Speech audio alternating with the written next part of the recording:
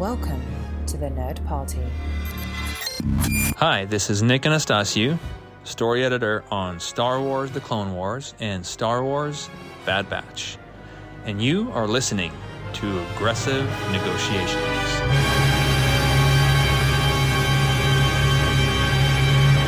Well, hello and welcome to Aggressive Negotiations, coming at you here from one of the monasteries on Teth. This place looks like it could use a cleaning after the battle that's happened here, but I'm just one of your hosts, Matthew Rushing, and with me, as he is every single week, is my esteemed colleague, nay, the Jedi of Jedis, John Mills.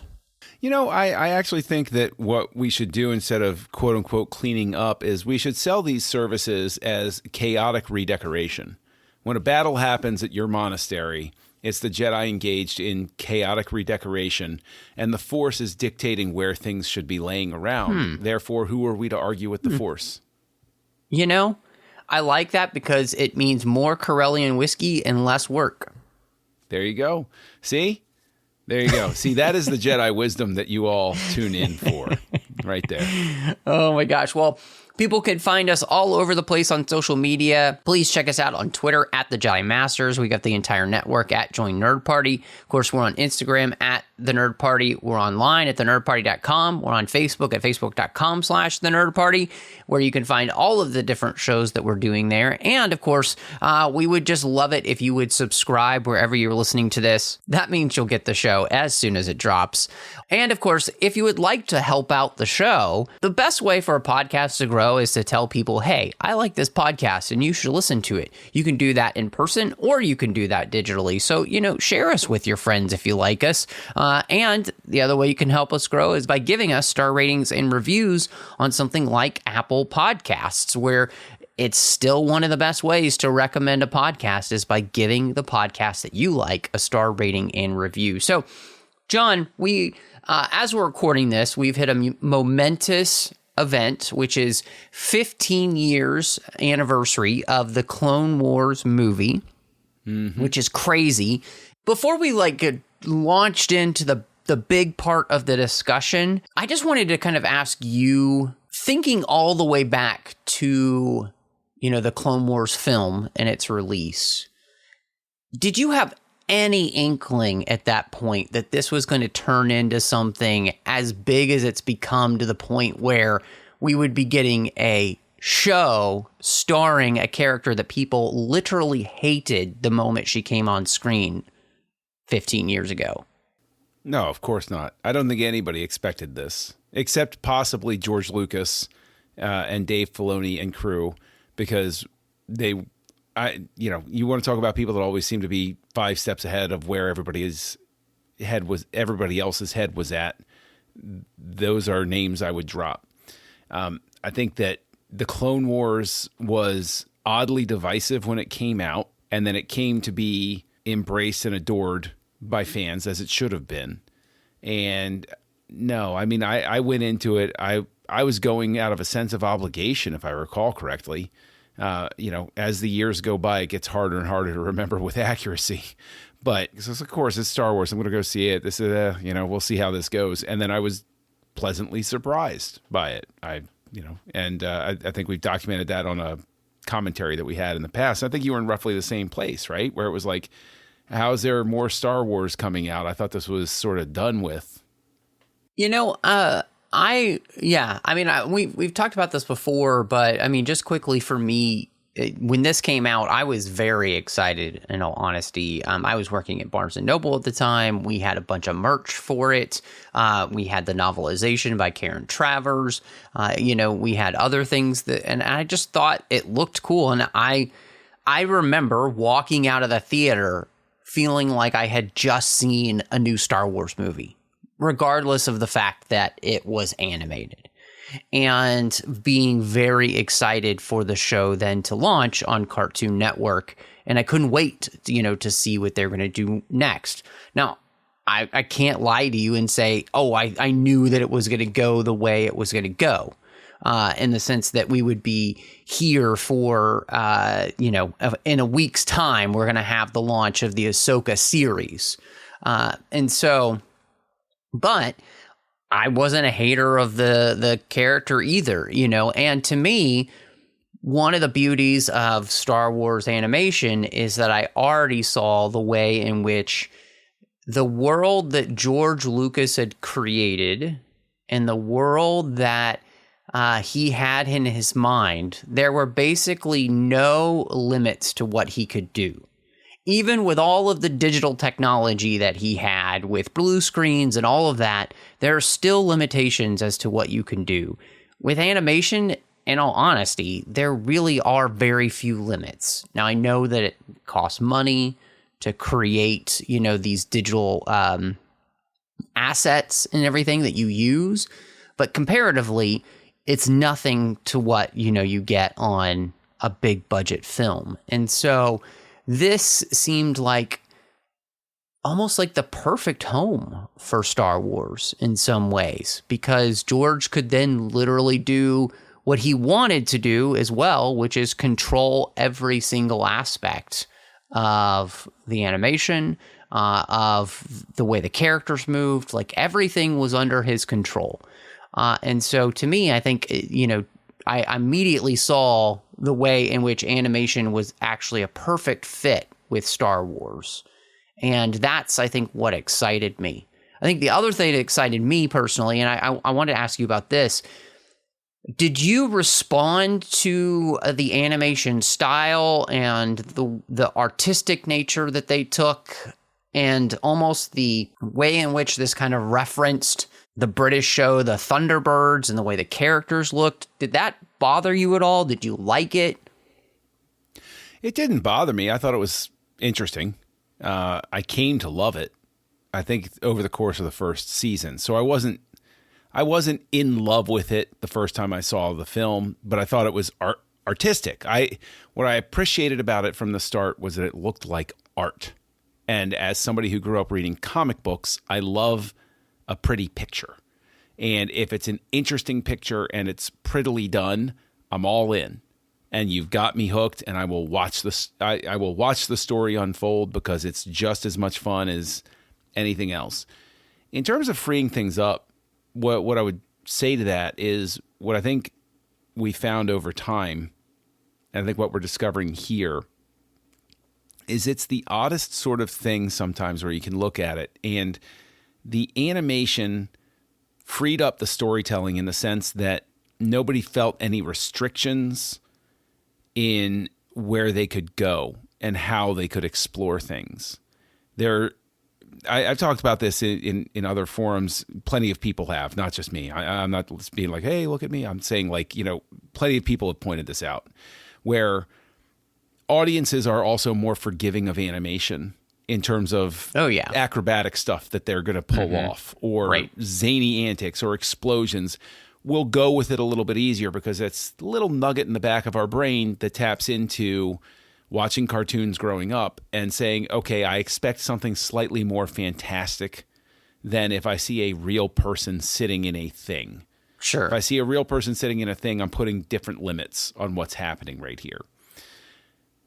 But in addition to that, and I would offer this to you, is that in terms of the way it freed them up storytelling-wise, I think that what it inadvertently, and I don't think this was the intent at all.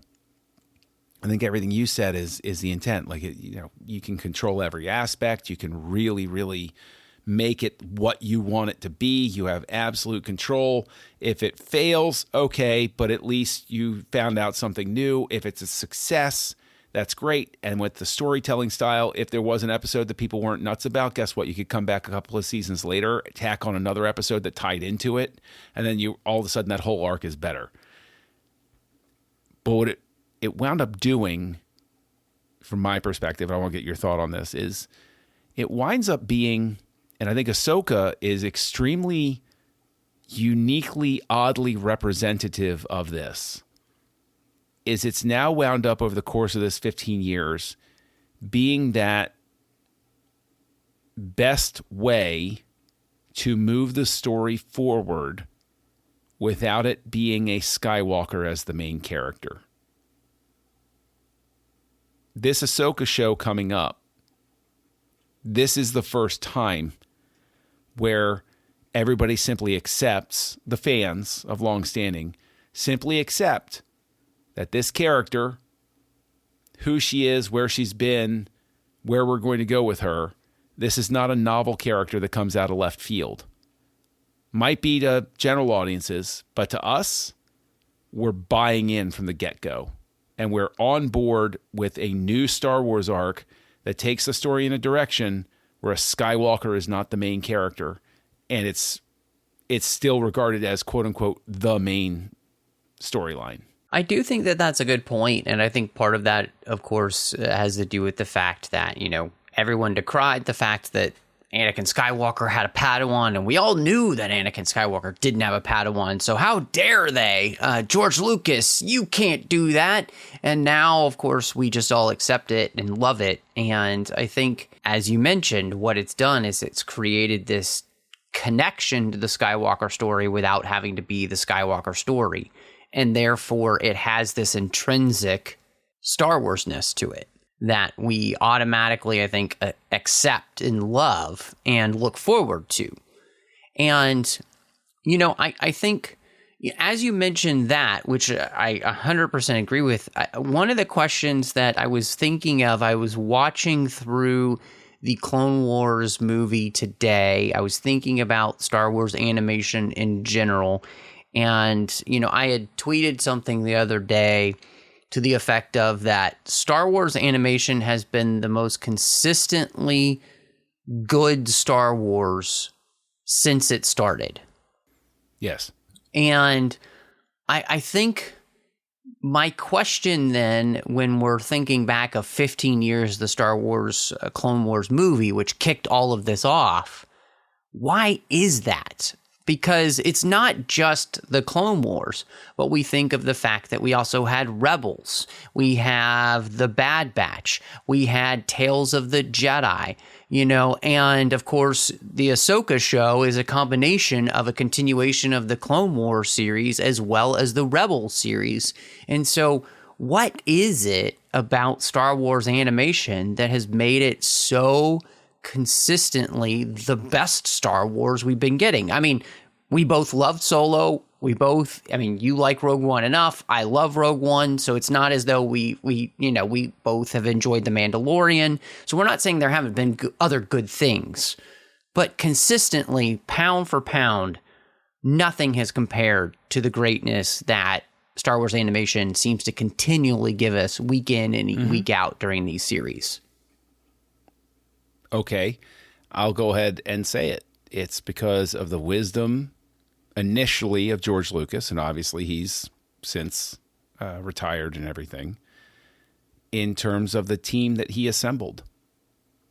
The people that came together, the creatives that he got together to put these things together. This is what happens when you get a group of people who are genuinely invested and motivated and care about what they are creating. This isn't just with animation for this time, you never got the feeling that it was just a job for anyone. You got the feeling that this was a group of people coming together to tell a story, the same way you did when Lucas made his movies. And yes, Lucas's name always drew the most attention, like bugs to a bug zapper. The press all gathered around Lucas, but he very wisely chose the right creatives to be with him every step of the way, so that when the time came, those creatives could carry it forward. And I think the important inflection point here is what we are seeing happen, and it's been gradual. Ahsoka is the watershed moment as a series, but it's been happening in little bits and pieces along the way. What we are seeing go is this idea that a good story idea is a good story idea regardless of the medium it's told in. Disney has done a lot of damage to the idea of animation as a storytelling tool over the years. Let's just be honest. Yes. They've done this damage because they didn't want competition. And I feel blessed to have grown up in an era when Ralph Bakshi was working, when insane, crazy, mildly offensive animation like Heavy Metal came out, when Akira broke on the scene, when Robotech really like captured the imagination of a bunch of kids and turned us into anime fans, by watching it on UHF and stuff like that, when story was really running deep. And what I see with Star Wars animation is that same tradition of not saying I'm making a cartoon, but I'm telling a story and this is just the medium I'm telling it in. It's just like when a truly gifted writer sits down, Frank Miller creates The Dark Knight Returns, or they create Superman Red Sun, or they create Kingdom Come. Does it matter that those are graphic novels / comic books? Not one bit. What matters is the story was interesting, and that just happened to be the medium that Watchmen was written in, or League of Extraordinary Gentlemen. And the storyteller said, I'm going to make this medium work. That's what's happened with Star Wars animation. 100%. I think that you really have hit on something there because, in rewatching the Clone Wars film, I was really struck by the way in which George Lucas, even though the prequels, everybody's like, oh, they're made for kids, and that at the same time, he pulls no punches. You have the movie starts with, the chatter of the clones. There's not even any picture yet. It's just the chatter of clones during wartime. You have all of these scenes where clones are being shot down, and then of course, the hard part about that is that we're going to get to know them as we move forward. So it's going to be more and more difficult to watch us lose them. And so I think the brilliance here is that, like you said, Lucas never approached this as if animation was a different medium, really. He approached this as if he's just continuing to tell Star Wars stories, the way that Star Wars stories have always been told, regardless of the medium that they're in. This is what makes good Star Wars stories, is you don't try to dumb down or change the type of story you're telling. You just tell a Star Wars story. And I think you're absolutely right when you talk about the fact that he then chose people to be on the team who understood that that's what they're doing. Mm-hmm. But another interesting thing I want to throw out there is the Clone Wars movie comes out. Obviously, it's setting the stage for the show. But there are people that you and I both know that we talk to, and their whole attitude is, oh, I want to break Star Wars. I want to see what I can do to subvert what people expect Star Wars to be. And you mentioned the opening of the film. It opens like no other Star Wars movie. Chatter of the Clones, different approach to the opening. It's completely different, but right at the same time. And also, what I want to throw out there is we might be throwing love on Ahsoka, and Ahsoka's our breakthrough character. We're bringing Hera over and everything like that. Can you imagine a world without Captain Rex? That's the beauty of animation, is that, it not only opened up the opportunity for us to have new characters, of course, Ahsoka, Rex, all of these type of characters, right? But it allowed us to then even fall in love with characters that we already did know even more. I mean, I think, my wife became a massive fan of Anakin Skywalker in the Clone Wars series because of the opportunity to be able to spend more time with him. I think there are other characters I think of in animation that you barely saw on screen now are some of my favorite characters of all time, like Yaddle, because of the Tales of the Jedi. You mentioned, Rex, how pivotal he is to the show.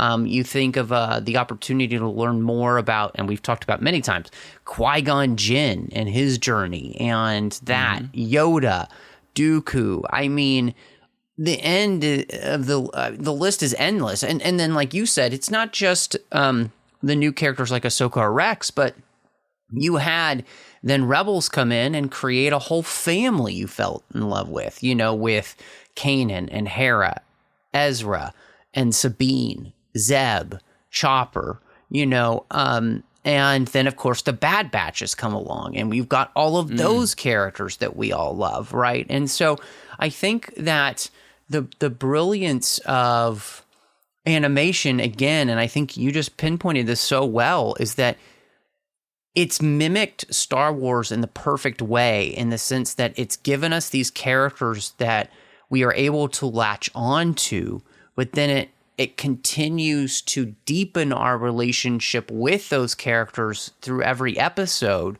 So we just care more and more about them, So we've done that with characters like Anakin and Obi-Wan in the Clone Wars, but we did that with brand new characters we had never met before, like Hera and Kanan, which is, I think one of the reasons actually that The Mandalorian itself became successful, because I think it actually mimicked the way in which good Star Wars storytelling is done, that had been done in the Clone Wars and the rest of the animated series. It mimicked that very closely, and that's why we fell in love with those characters. So to me, the reason these shows are so successful and continue to be the pinnacle of Star Wars these days consistently is because they have found a way to tell Star Wars stories